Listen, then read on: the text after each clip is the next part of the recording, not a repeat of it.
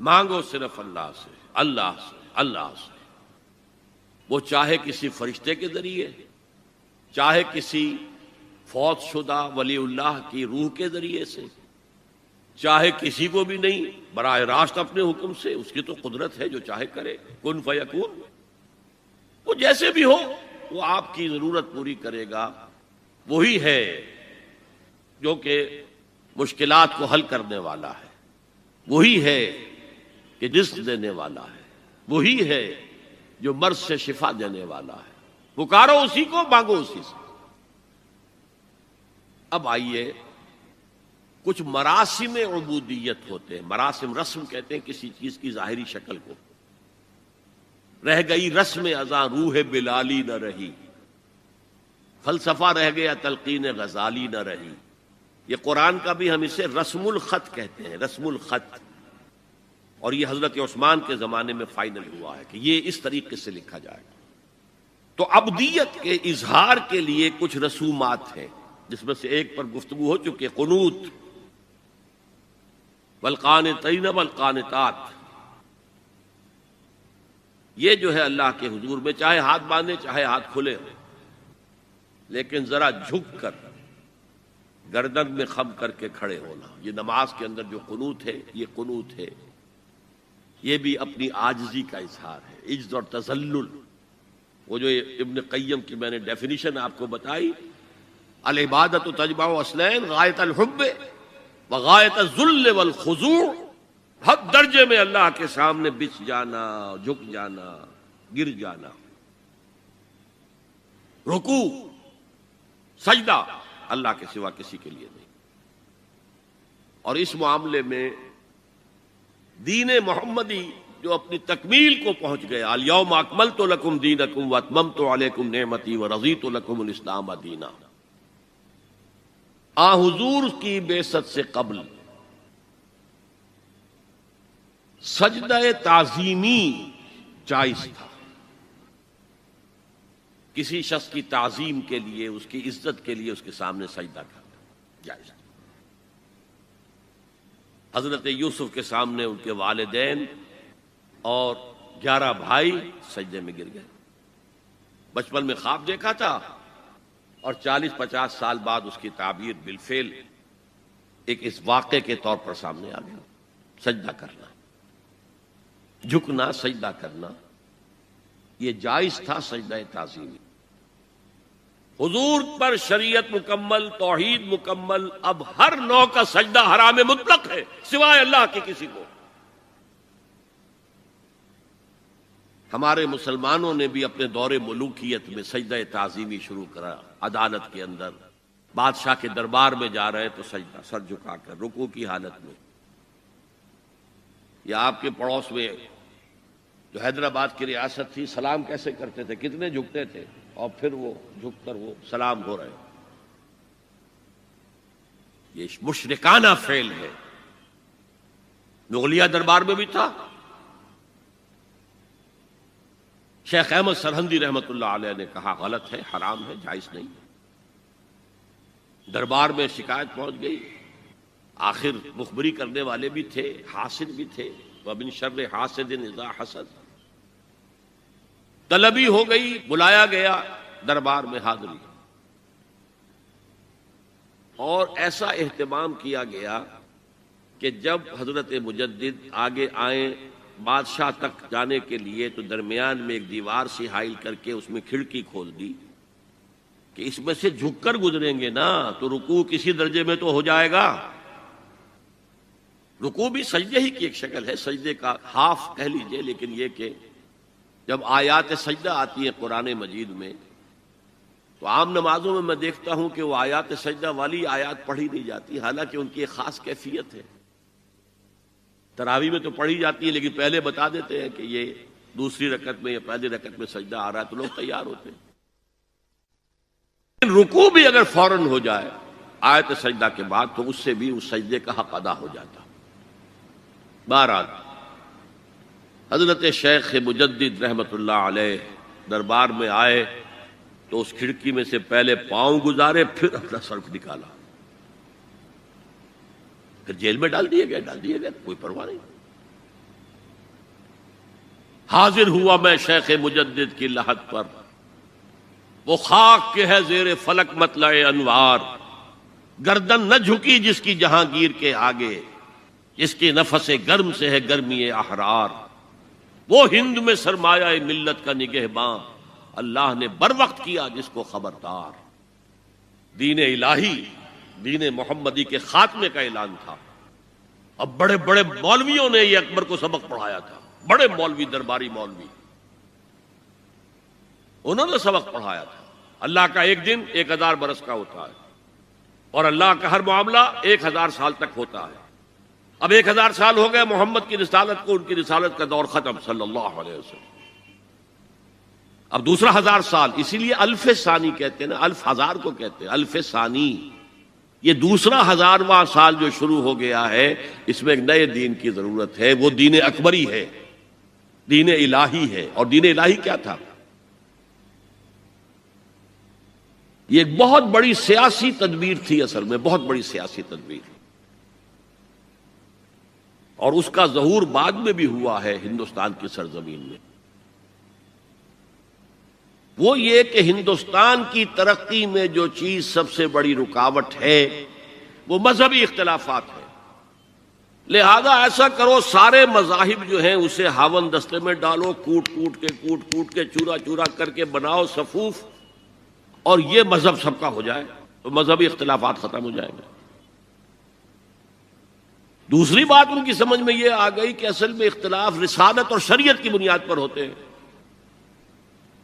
لہذا دین الہی، بس خدا کو مانو، بس رسالت وغیرہ کو چھوڑو، خدا تو سب کا رب ہے، اسے آپ پرماتما کہہ لیں، مہادیو کہہ لیں، جو چاہے کہہ لیں، اللہ کہہ لیں، رام کہہ لیں، قل ادعوا اللہ الرحمن ایما تدعوا فلہ الاسماء الحسنی۔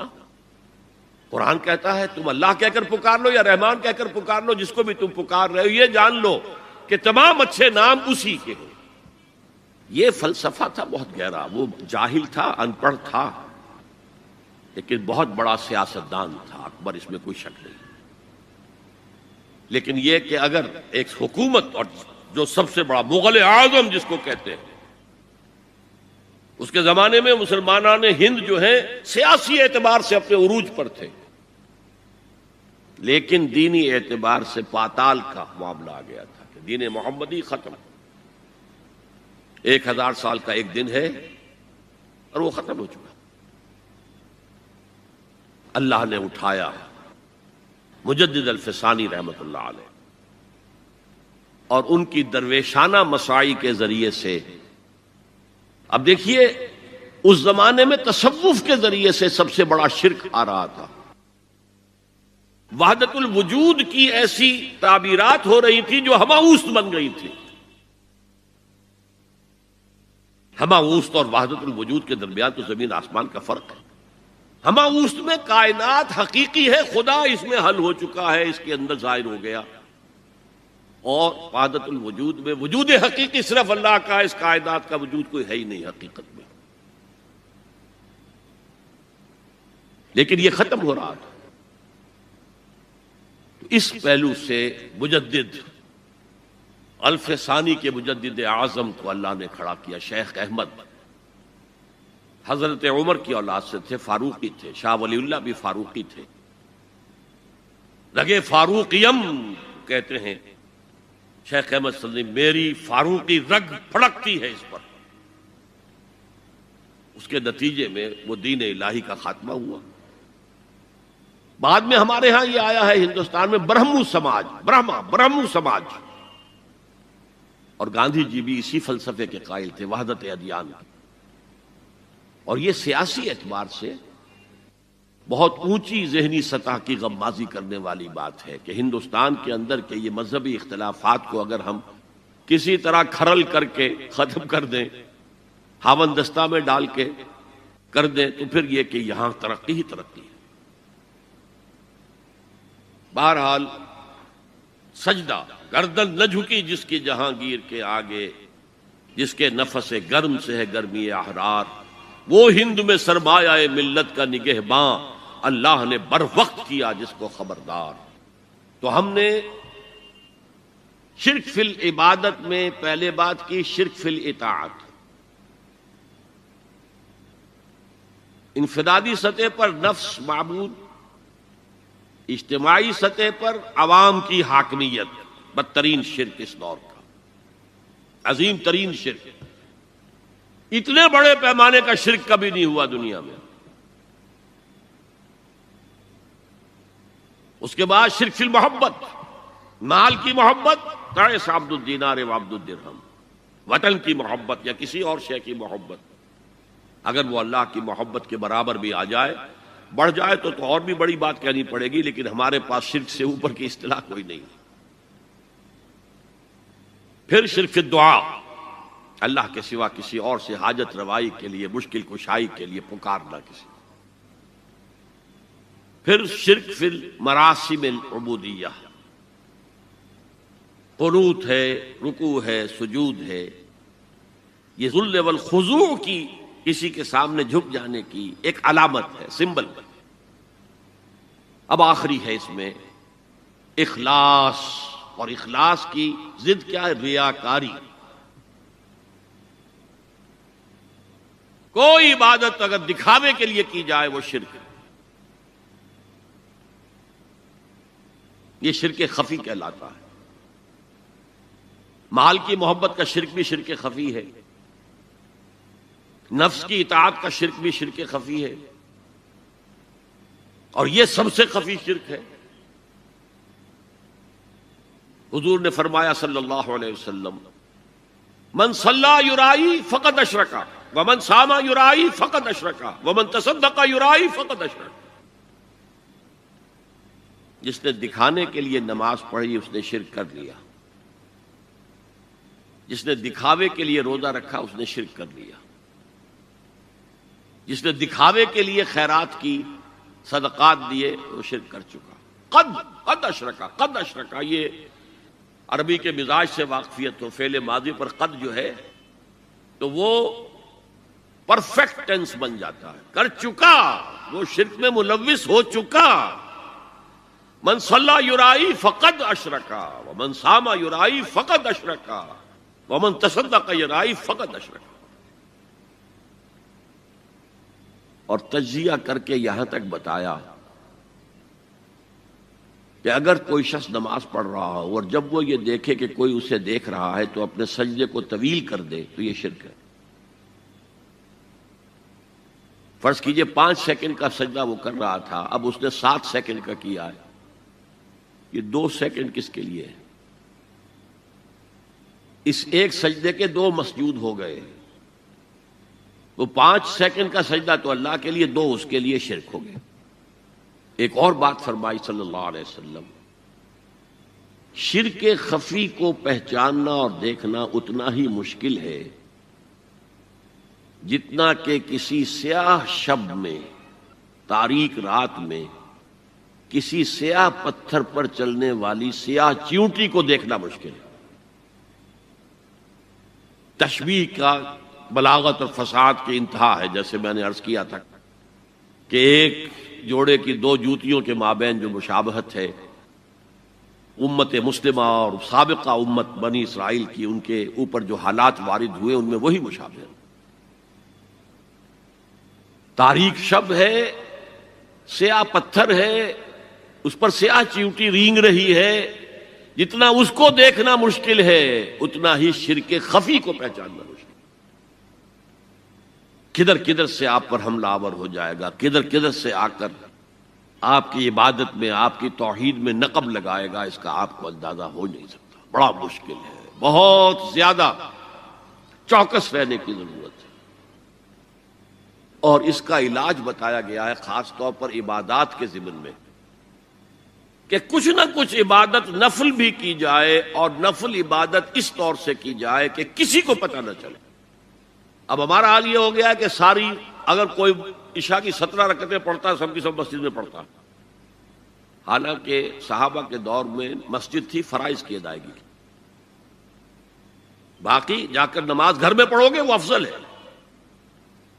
اور نوافل تو خاص طور پر اگر کسی کو تہجد کی توفیق ہو گئی ہے تو کسی نہ کسی طرح ڈھنڈورا پیٹے گا، اسے جی کیا کریں، رات کو جاگنا ہوتا ہے. طبیعت جو ہے بڑی بھاری رہتی ہے. ہو گیا اپنا ڈنڈورا پیٹ دیا.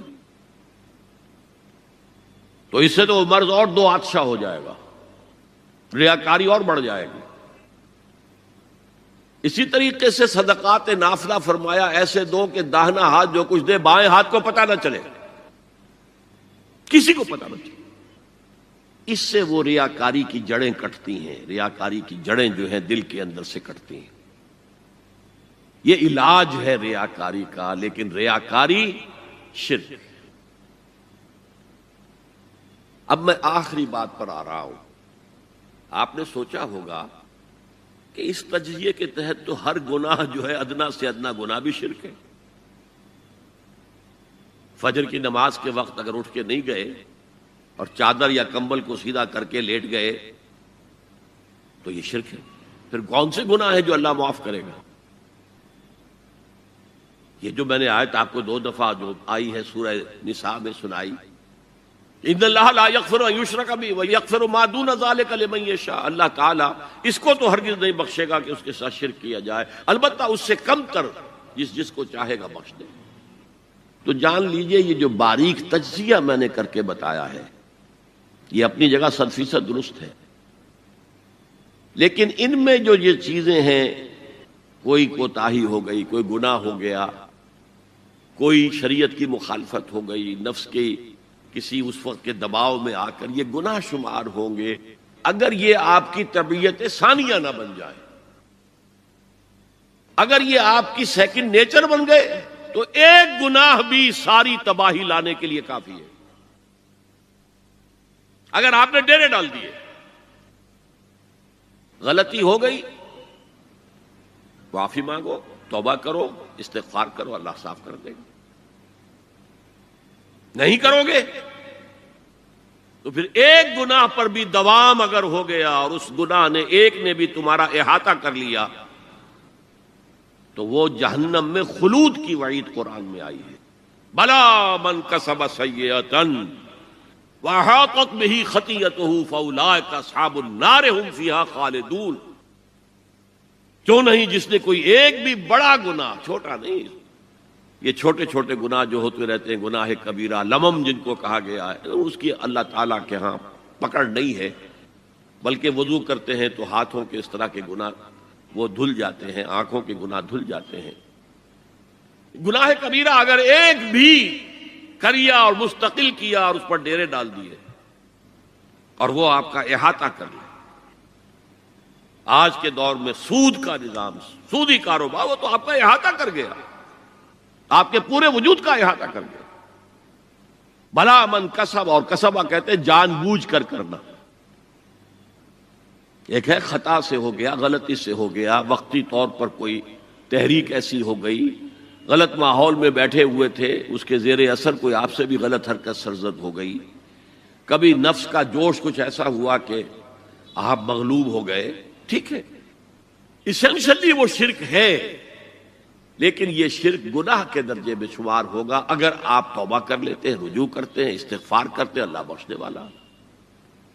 لیکن اگر ایک گناہ کبیرہ بھی جان بوجھ کر اختیار کر لیا اور اسے مستقل اپنی زندگی کے اندر شامل کر لیا, بلا من کسب سیئۃ واحاطت بہ خطیئتہ فاولئک اصحاب النار هم فیہا خالدون, تو وہ پھر جہنمی ہیں, آگ والے ہیں, اور اس میں ہمیشہ ہمیش کے لیے رہنے والے.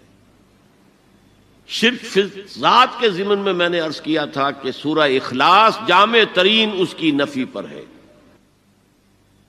اور شرک فی صفات کی کامل نفی پر آیت الکرسی ہے. آیت الکرسی ایک لمبی آیت, جیسے آیت البر ایک لمبی آیت تھی, اور اس کو حضور نے فرمایا ہے سیدۃ آیات القرآن, پورے قرآن مجید کی آیات کی سردار ہے یہ آیت. اور یہ شرک فی صفات کے ضمن میں یہ شمشیر قاطع ہے, شمشیر برہان ہے. اللہ لا الہ الا ہو الحی القیوم, یہ وہی ہے. قل هو اللہ احد اللہ الصمد الحی, اللہ زندہ ہے, لیکن اس کی زندگی کو اپنی زندگی پر قیاس نہ کرنا. تمہیں خوراک کی احتیاج ہے, اسے کوئی ضرورت نہیں. ما اريد منهم من رزق وما اريد ان يطعمون، مجھے کوئی احتیاج نہیں کہ مجھے کوئی رزق پہنچائیں، رزق دیں، مجھے کھلائیں، مجھے کوئی ضرورت نہیں۔ پھر تمہاری حیات نیند، اونگ، تھکان، ان تمام کمزوریوں کے ساتھ ہے۔ وہ الحی ہے، اپنی ذات میں خود زندہ ہے، حیات اس کی ذاتی ہے، کسی اور نے عطا نہیں کی ہے۔ ہماری تو مستعار ہے، عمر دراز مانگ کے لائے تھے، 4 دن 2 آرزو میں کٹ گئے، 2 انتظار میں۔ اور القیوم بقیہ پوری کائنات کے لیے وہی ہے، اس کو تھامے ہوئے، لا تاخذہ سنۃ ولا نوم، الحی، حیات کامل، کہ اس کو نہ نیند آتی ہے نہ اونگ آتی ہے۔ لہ ما فی السماوات و ما فی الارض، آسمان اور زمین میں جو کچھ ہے اسی کی ملکیت ہے۔ تم کسٹوڈینز ہو، تم امین ہو، این امانت چند روزہ نزدماست، در حقیقت مالک شے ہر شے خداست۔ یہاں تک کہ یہ میرا جسم بھی میرے پاس امانت ہے۔ میں کون ہوں؟ میری خودی، میری انا، میری روح جو پوزیس کرتی ہے اس بدن کو، لیکن یہ پوزیشن ملکیت کا نہیں ہے، امانت کا ہے۔ یہ امانت، یہ ہاتھ بھی امانت ہے، میری زبان بھی امانت ہے، میری آنکھیں بھی امانت ہے۔ من ذا الذی یشفع عندہ الا باذنہ، یہ یہاں پر انداز بڑا پرجلال، کون ہے وہ جو شفاعت کر سکے اس کے دربار میں مگر اس کے اذن سے؟ کسی کا ذاتی، کسی کا زور، کسی کا اختیار نہیں ہے کہ جس کی بنا پر وہ شفاعت کرے، ہاں اللہ کے اذن سے۔ اور دوسری جگہ پر آتا ہے جس کے لیے وہ چاہے گا اور جس کو اجازت دے گا، جیسے کہ آتا ہے اما یتساءلون میں، یوم یقوم الروح والملائکۃ صفا، اور ان میں سے کوئی بھی بات نہیں کر سکے گا، کلام نہیں کر سکے گا، لا یتکلمون الا من اذن لہ الرحمن، سوائے اس کے جسے رحمان اجازت دے، وقال صوابا، اور صحیح بات کرے گا، کوئی غلط بات نہیں کرے گا۔ یعلم ما بین ایدیہم وما خلفہم ولا یحیطون بشیء من علمہ الا بما شاء، وہ تو جانتا ہے جو کچھ بھی ان کے سامنے ہے اور ان کے پیچھے ہے، اور یہ کوئی احاطہ نہیں کر سکتا مخلوقات میں سے، اس کے علم میں سے کسی کا بھی، سوائے اس کے جو وہ خود چاہے۔ یہاں بڑے ہی لطیف انداز میں شفاعت باطلہ کے تصور کی نفی ہو گئی۔ دیکھیے، آپ کہیں جا کر کسی مجسٹریٹ سے سفارش کرتے ہیں تو کیا کہتے ہیں؟ اجی یہ فائل کے اوپر جو کچھ ہے آپ اس پر نہ جائیے، یہ گواہیاں وغیرہ جھوٹی ہو گئی ہیں، میں آپ کو بتاتا ہوں اصل بات کیا ہے۔ اللہ کے سامنے کوئی یہ کہہ سکے گا اے اللہ تیرے علم میں نہیں ہے، میرے علم میں ہے؟ یعلم ما بین ایدیہم وما خلفہم، وہ تو جانتا ہے جو کچھ ان کے سامنے اور جو کچھ ان کے پیچھے ہے۔ ولا یحیطون بشیء من علمہ الا بما شاء، اور ان میں سے کوئی بھی، جیسے کہ میں ابھی بتا چکا ہوں، بریلوی مکتب فکر بھی کہہ رہا ہے کہ اللہ کا دیا ہوا علم ہے، محمد الرسول اللہ کا جتنا ہے، لا محدود نہیں ہے، محدود ہے، قدیم نہیں ہے، حادث ہے، تو جتنا اللہ چاہتا ہے، جس کے لیے جتنا چاہتا ہے، لیکن اس کے علم میں سے احاطہ نہیں کر سکتا کوئی مگر جو وہ چاہے۔ وسع کرسیہ السماوات والارض، اس کا اقتدار چھایا ہوا ہے، مستولی ہے، آسمانوں پر بھی اور زمین پر بھی۔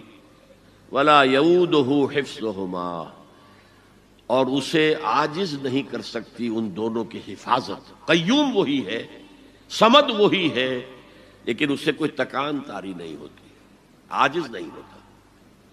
یہ اصل میں نفی ہے۔